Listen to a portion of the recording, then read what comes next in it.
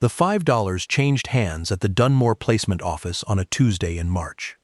The placement agent was a man named Briggs who ran the county orphan and indentured placement service out of the back of the feed store, and he kept the placements in a ledger and the ledger in a lockbox, and he did not ask the ranchers who came to him what they intended to do with the placements, and the placements did not get a vote on where they went, which was the way the system worked, and the way it had worked for the 23 years Briggs had been running it. He charged $5 for a placement, and he kept 2, and sent 3 to the church fund in Callaway, and he believed he was doing good work, and he mostly was, within the limits of what the work was.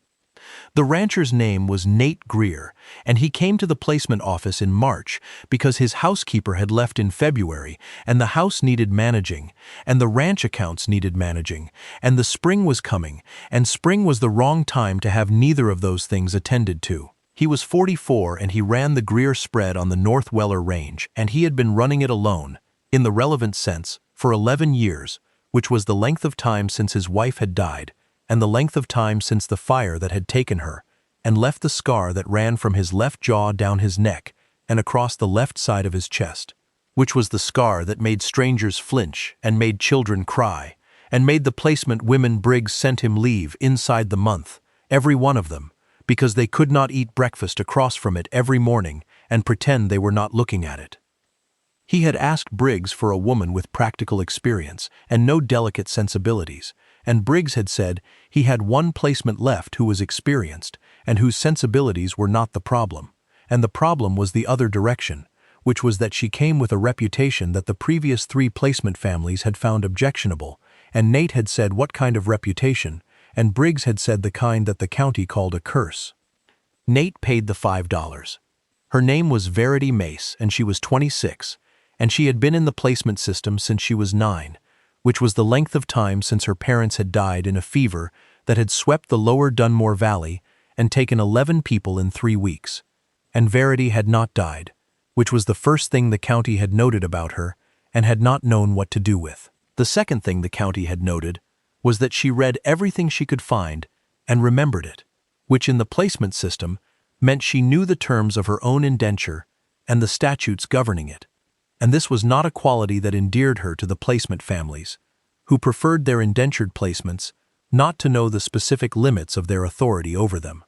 She had been placed with 3 families over 17 years. The first placement was the Brierly family in Callaway, where she had managed the household from age 9 to age 14, and had been released when the Brierly son came of age, and the family decided they no longer needed placement help. The second placement was the Hatch family on the South Dunmore Range, where the eldest son had died of a snake bite in the summer field when she was 16, and the family had released her inside the month after his death, with the word curse carried in their mouths, the same way they had once carried the son, which was carefully, and with grief, looking for somewhere to put itself. The third placement was the Keller family in the lower valley, where the Dunmore factor's horse had died of a broken leg in a ditch the day after she had been seen near the factor's fence, and the Kellers had not waited for a third attribution before they sent her back to Briggs, and Briggs had put her in the back room with the ledger entry and the lockbox and the patience of a man who understood that some placements took longer than others, and that the county's accounting of a person was not always the accurate one. She had spent 4 months in the back room, which was the longest she had been between placements, and in the 4 months she had read everything Briggs had in the office, which was the county statute books and the placement records going back 14 years, and 2 almanacs, and a surveyor's manual for the Dunmore Range that had been left in the office by someone who had not come back for it. She had read the surveyor's manual twice because it told her things about the land she had been living on that she had noticed but had not had language for, and having language for a thing was the difference between an observation and an understanding. The third thing, and the thing that had produced the word curse in the county's accounting of her, was that she had been present at 2 deaths in 17 years of placements, and the county had drawn a line between the presences and the deaths and called the line evidence, which was the county's customary relationship with evidence, which was to use it when it supported what was already believed and decline it when it did not. Briggs had explained this to Nate in the transaction. Nate had said he understood, and he had paid the $5, and Briggs had gone to the back room and brought out Verity, who had been waiting for 40 minutes with her bag on her lap and the placement ledger's relevant page memorized. She looked at the rancher for the first time in the placement office, and she did not flinch, and he looked at her and she looked back at him, and neither of them said anything for a moment, and then he said her name. She said yes. He said his name was Nate Greer, and the spread was 8 miles north, and he needed the house managed and the accounts kept, and the spring supply contracts reviewed, and she could have the room at the end of the hall with the lock, and he said it with the directness of a man who had said the same things before and had not always had them received the way he said them, and he watched her face while he said it, which was the specific watching of a man who had learned to look for the moment a thing was being filed away rather than received. She received it. She said, "When do we leave?" He said, "Now." She picked up her bag and she stood up, and she looked at Briggs with the specific look of someone who is acknowledging the end of a chapter without sentiment, and Briggs nodded, and she and Nate went out to the road, and neither of them said anything on the 8-mile ride north, and the not saying was not uncomfortable for either of them, which was itself information. They left. This is Dusty Vows, where stories live like theirs. Women who were called cursed for being observant, capable, and present at the ordinary deaths that find everyone eventually. Men who were flinched for carrying a mark that cost them nothing but their privacy, which is everything. If you want the next story the moment it lands, subscribe now. Then back to the ranch. He waited for the flinch for approximately 3 days. He was not counting the days in a deliberate way. He was aware of them in the way you were aware of time passing when you were waiting for a thing that had reliably happened before, which was that the awareness was involuntary and ran in the background of everything else he was doing. He had learned to track it because the flinch was always worse when it came after he had begun to forget that it was coming, which was the specific quality of hope that he had decided was not worth cultivating, and he had not cultivated it in 11 years, and he was not cultivating it now. The scar ran from his left jaw down his neck and across the left side of his chest, and it had been there long enough that he had stopped being aware of it, the way you stopped being aware of a wall you had been looking at long enough, and the stopping being aware of it on his own end had not changed what it did on the other end, which was that it produced flinches in strangers and averted eyes in people who knew him, and the specific calibrated not looking of people who had decided to be good about it, which was the worst of the three. The 4 placement women Briggs had sent him before Verity had each managed the not looking for a different period of time before the not looking became an intrusion in the kitchen or at supper, and they had each left with the same form of explanation, which was that the position was not what they had expected, and the position had been described accurately, and what they had not expected was the scar every morning for the rest of the engagement. He had understood this about them and had not blamed them for it. And the understanding without blame was itself the result of 11 years of practice, and the practice had produced a specific quality of patience that was not optimism and was not despair but was the condition between them, which was the condition of a man who had run his operation correctly for 11 years and intended to keep running it correctly, and had learned not to require the running to include the thing he had decided was no longer available to him. The first day she arrived and put her things in the room at the end of the hall and came back to the kitchen and asked for the accounts. And he brought the accounts and she sat at the table and read them for an hour in the way of a person who read things from the beginning rather than starting where someone else had left off. And he sat at the other end of the table with the spring grazing plan, and he watched her in the periphery of his work, and he did not watch her watch him because she was not watching him, which was itself worth noting.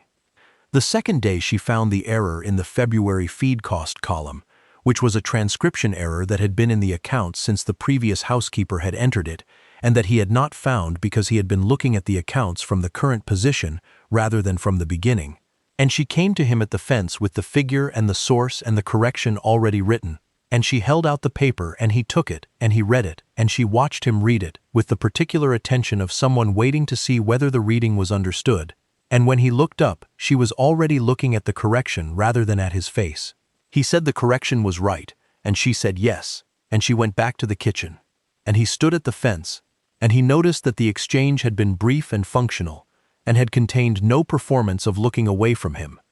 And the absence of the performance was the same quality of absence as the first day, and he added it to what he was tracking, without naming what he was tracking. The third day she asked about the curse. She asked it in the kitchen after supper, the same directness she used for everything. And he had been expecting most questions she might ask, and had not been expecting this one. She said she understood he had been told about the reputation, and she wanted to know what specifically he had been told, because the specific content of what people said about her mattered for what she needed to tell him, which was her account of it. He said he had been told the county called her a curse, and 2 deaths had been attributed to her. She said correct, and she told him the facts of both deaths, which were that the hatch boy had died of a snake bite in a field she had left an hour before his death, and that the factor's horse had died of a broken leg in a ditch 2 days after she had been near the fence, and she said in neither case had she been present at the death or the cause of the death, and she said she was not claiming to have no unusual qualities, but the unusual quality was not what the county thought it was. He said what was the unusual quality? She said she noticed things before other people noticed them. She said she had told the Hatch family 3 days before the boy died that the South Field had a snake problem, and she had seen 2 already that week, and the boy should not be sent alone. She said the family had not listened because she was the placement girl, and the placement girl's observations were not considered meaningful by the families who held them. She said after the boy died, the family had needed an explanation that did not include the failure to listen, and she had been the available explanation. He was quiet for a moment. She said she also noticed what the county had not included in the accounting, which was that she had survived the fever that killed her parents and 9 other people, and survival was not a curse, it was a fact, and facts were inconvenient when they didn't fit the story the county had already decided to tell. He said he understood that. She looked at him and he looked at her, and neither of them said anything for a moment, and then she said she wanted him to know this not because she expected it to change anything, but because he had paid $5 for her and that entitled him to accurate information about what he had acquired. He said $5 was the placement fee, and it was paid to Briggs, and it did not entitle him to anything about her except her labor at the agreed terms. She looked at him. He said she could keep her accounts of herself to herself unless she wanted to share them, and the choice was hers. She was quiet for a moment, in the way of a person receiving something that has arrived in an unexpected form and needs to be placed correctly. She said she wanted to share them. He said good. Tell me, when she said he had paid $5 and was entitled to accurate information, and he said $5 was the placement fee and entitled him to nothing but her labor at the agreed terms, did you understand what he was doing? He was refusing the transaction. He was saying she was not what was purchased. Leave your answer in the comments. I read every one. Now, back to the ranch. She was right about the south pasture. She told him in the second week that the south pasture drainage had a problem that was not yet visible in the accounts, but would be visible in May when the spring runoff came, because the south drainage channel had a blockage she had seen when she walked the fence line on the 4th day, and the blockage was going to cause flooding in the low section of the south pasture that would damage the spring grazing before the herd needed it. He asked her how she had known to walk the fence line. She said she walked the fence line of every property she was placed on in the first week because the fence line told her more about the operation than the accounts did in the same amount of time, and the accounts and the fence line together told her almost everything she needed to know about whether a spread was sound or recovering or in trouble. He said which was the Greer spread. She said sound, but with the drainage problem that was going to become trouble if it was not addressed before May. He walked the fence line with her the following morning, and she showed him the blockage, which was a section of the south channel where 3 seasons of sediment had accumulated against a collapsed section of the earthen bank, and the collapse was recent, and the sediment had not been there in the previous year's channel, which was how he had not seen it in his own fence walking. She showed him the flow direction and the likely flood path and the specific section of the low pasture that would take the water, and she showed him without performance, the way she showed him everything, which was with the information organized in the order that made it most useful to the person receiving it. He cleared the drainage that afternoon, and the flooding did not happen in May, and the south pasture was sound for the spring grazing. He told her she had been right about the south pasture.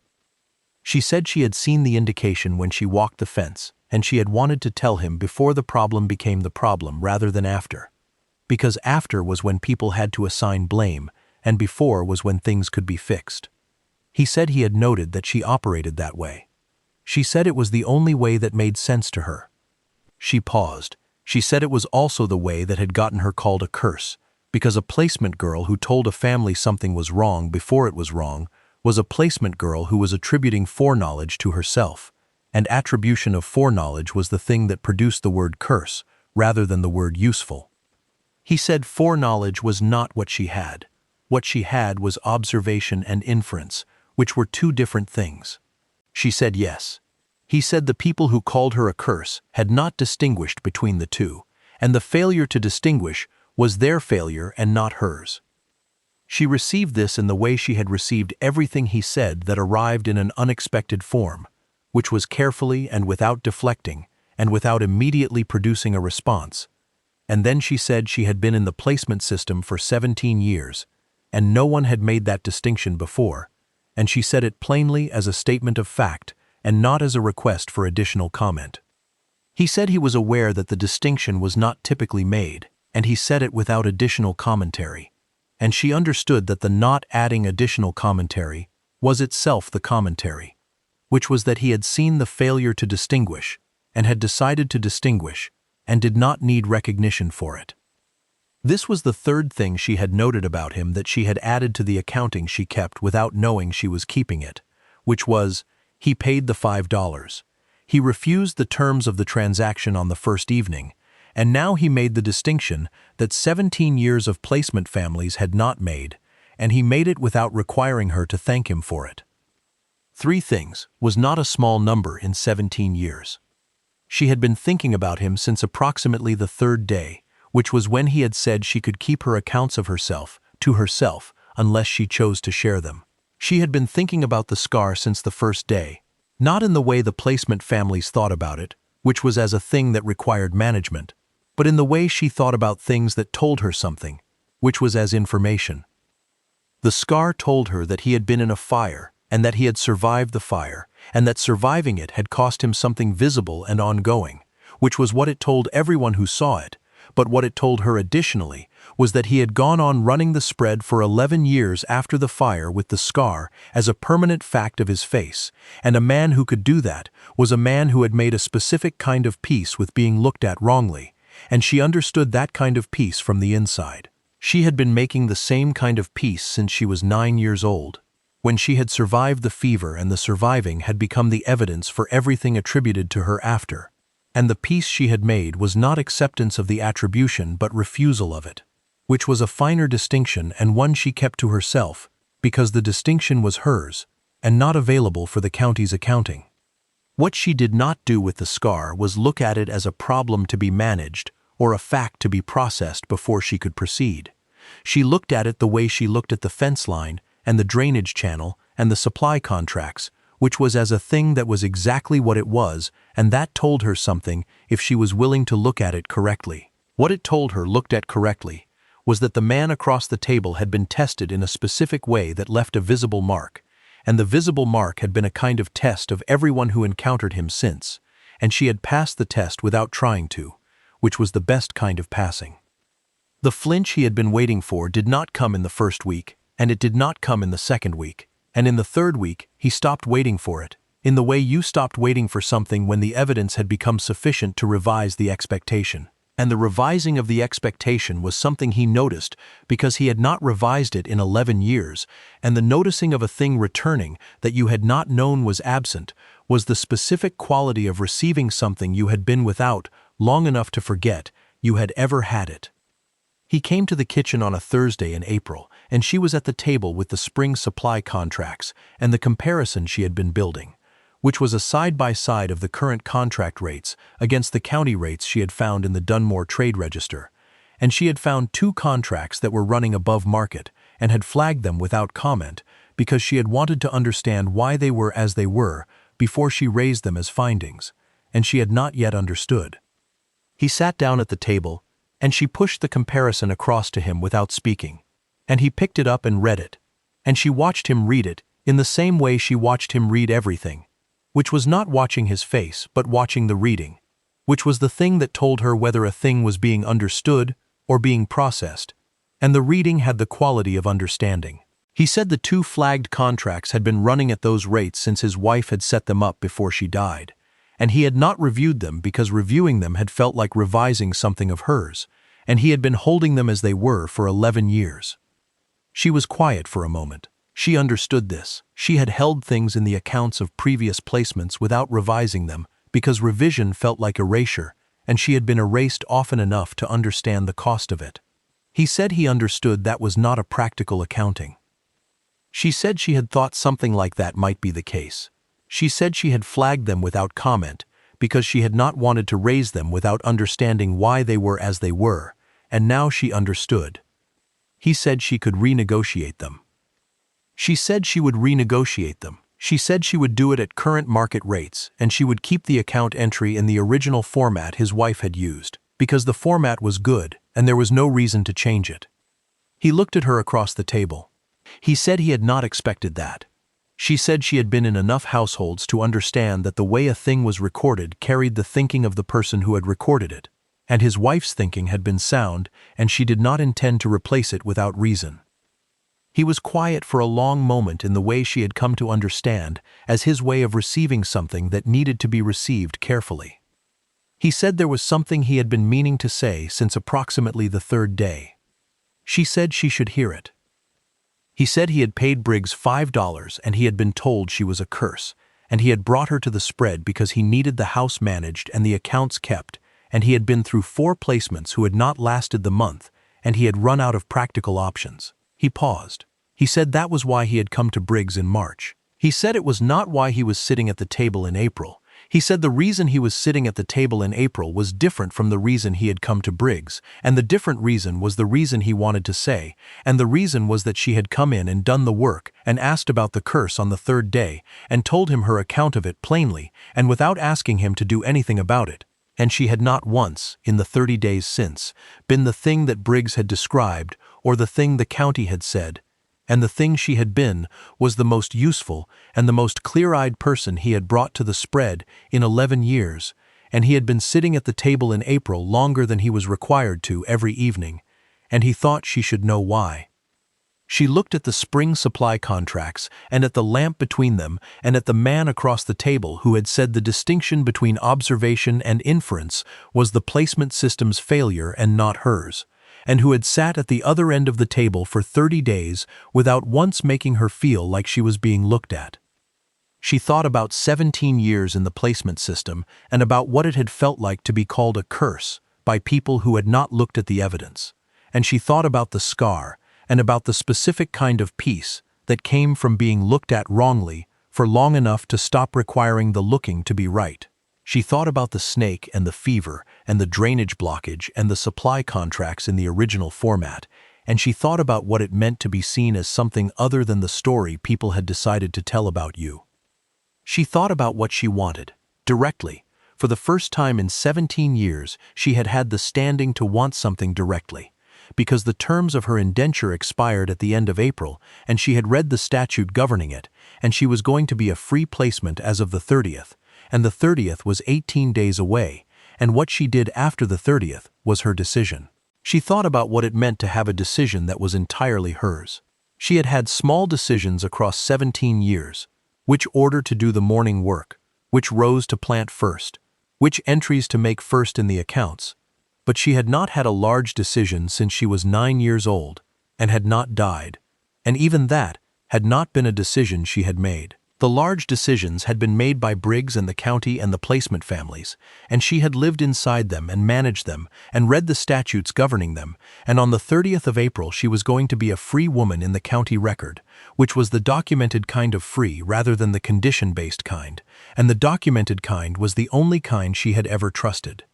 She knew what she wanted. She had known since the 3rd day when he had said she could keep her accounts of herself to herself, unless she chose to share them, and she had known more clearly since the 2nd week, when he had walked the fence line and cleared the drainage without requiring her to argue for the necessity of it.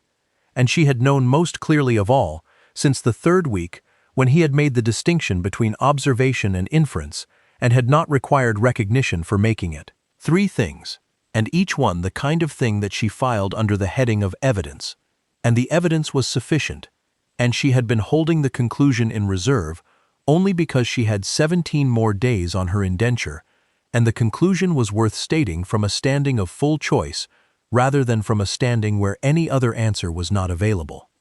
The 30th was not 18 days away anymore. It was 3. She looked at the spring supply contracts, and at the lamp between them, and at the man across the table who had refused the terms of the transaction on the first evening, and had made the distinction, and had cleared the drainage, and had sat across from her for 30 days without once making her feel like something that required management. And she thought about 17 years of placement, and about what it felt like to have finally arrived somewhere that was not the next placement, but was the place. She thought about the scar and about the specific quality of not flinching, which was that it was not an achievement and it was not a decision, it was simply the truth, which was that the scar was a mark on a man who had survived a fire and kept going, and the mark was not the man, and the man was not the mark. And she had never confused the two because she had spent 17 years being confused with a story about herself, and she knew what it cost to be seen as the story rather than the person, and she was not going to do it to anyone else.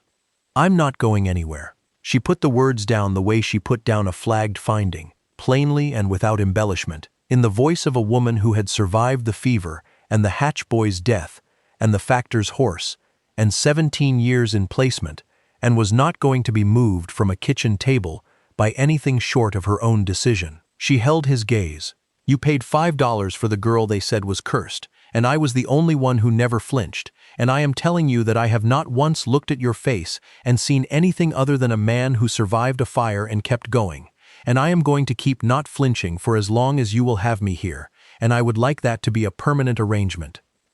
As if it were the simplest arithmetic in the world. Nate Greer. Her name for him said the way a name sounded when it had stopped being the name of the man who paid the placement fee and had become the name of the person across the lamp who had made the distinction and kept it. He nodded once. The matter was settled. The indenture was going to expire on the 30th, and after the 30th, she would be here by choice, and the choice would be in the record, and the record would be accurate, which was the way she required things to be. And the spring supply contracts were going to be renegotiated at current market rates in the original format, and the south pasture was sound, and the February error was corrected, and the accounts were going to be kept by someone who read from the beginning, rather than from where someone else had left off.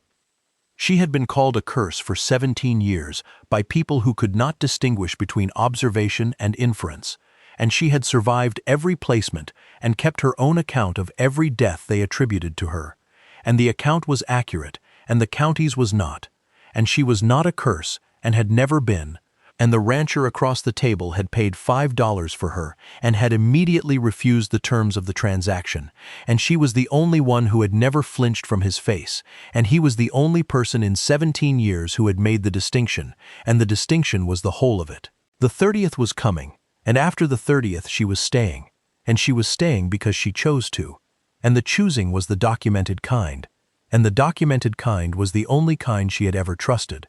and she trusted this one completely, and she was not going anywhere. The county would find out eventually, and the county would revise its accounting, and the revised accounting would be accurate, which was, she had not been a curse and had never been one, and the rancher across the table had paid $5 in March and had immediately declined to own what the $5 was supposed to purchase. And she had been the only one who had never flinched. And he had been the only one who had made the distinction, and both of those things were true, and the truth was documented, and the documented truth was the best kind of truth there was, and she intended to be here to see it recorded, and she was not going anywhere at all, and the scar was a mark on a man who had kept going, and the curse was a word the county had used for a woman who observed correctly, and neither of those stories was the accurate one. And the accurate one was here, in this kitchen, on a Thursday in April, and it was just getting started, and it was going to keep going, and she was going to be here for all of it, and the accounts were going to be kept correctly, and the south pasture was going to be sound, and the spring was going to come every year, and she was going to see it.